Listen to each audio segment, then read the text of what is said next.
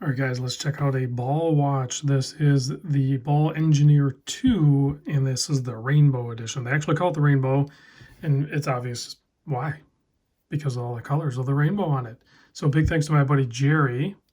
It's my 3D print buddy, Jerry. I'll put a link to his Etsy store in the description if you're interested in picking up any sort of 3D printed watch-related items or whatever else he has in there.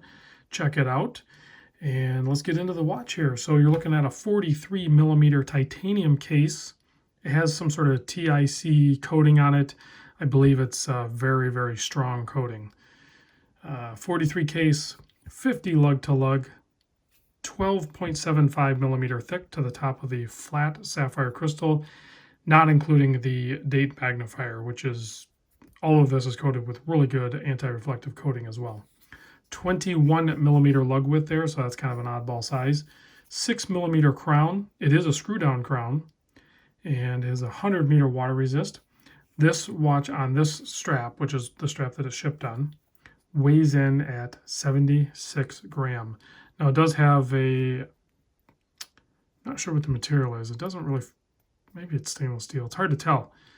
A ball tang and buckle there, with one fixed keeper on the strap and then a floating keeper. You can see there Jerry ended up adding a hole to get it to fit his wrist good. Just so happens that that actually works on my wrist really good too. So what's inside this thing? Well, they call it the Ball RR1103-C, but what it is technically is an ETA 2824 that is modified slightly, and maybe a rotor, and definitely regulated as COSC from at Ball. It has 38-hour power reserve and is super accurate because of the COSC, and beats at 4 hertz or 28,800 vibrations per hour. This is a numbered limited edition, as you can see there. This is number 26 of only 1,000. And it is MB Microtech tubed out. So it does have the tritium tubes in this thing for excellent visibility at night, and just some fun colors. You get the, not every color of the rainbow, or is there? I don't know. I don't know all the colors of the rainbow. I should know that, right? But just a fun colorway on this thing for sure, both in the daytime and at nighttime. Fully polished handset, hour and minute hand and second hand all have tritium tubes. You have the Railroad RR balance on the back of the second hand there. You can kind of see a nice matte black dial, chronometer grade, all of that good stuff. Also signed crown and embossed leather on the strap. So the way Ball works, I was looking at the original receipt here from Jerry. He sent it over with the watch. This watch, like a lot of Ball watches, when they're limited or special edition ones, they'll do a pre-release, like you put, say, basically $500 down, and they sold this for $1,800, and then when the watch was done with its production, you just pay the balance due, the $1,300, and then it ships to you. Once you miss that opportunity, if you go to their website, which I'll put a link in the description to the website, they have it listed at like $21.99 now. So it's always good if you're going to buy a Ball watch to either pick one up used, because sometimes they take a hit, right? But certain hot models, like this one might be a hot model, I think you're going to do okay. It might still take a hit, or you end up having to pay the full retail price later on. But usually the Ball watches end up, there's usually what we call a flipper tax. So if you're going to buy them brand new, even at the special price, and then sell it, probably going to take a hit. That's just the way it works, guys. So I think we covered pretty much everything there. We got some close-ups. Let's pop it on wrist, and then I will attempt to get a decent lume shot of this.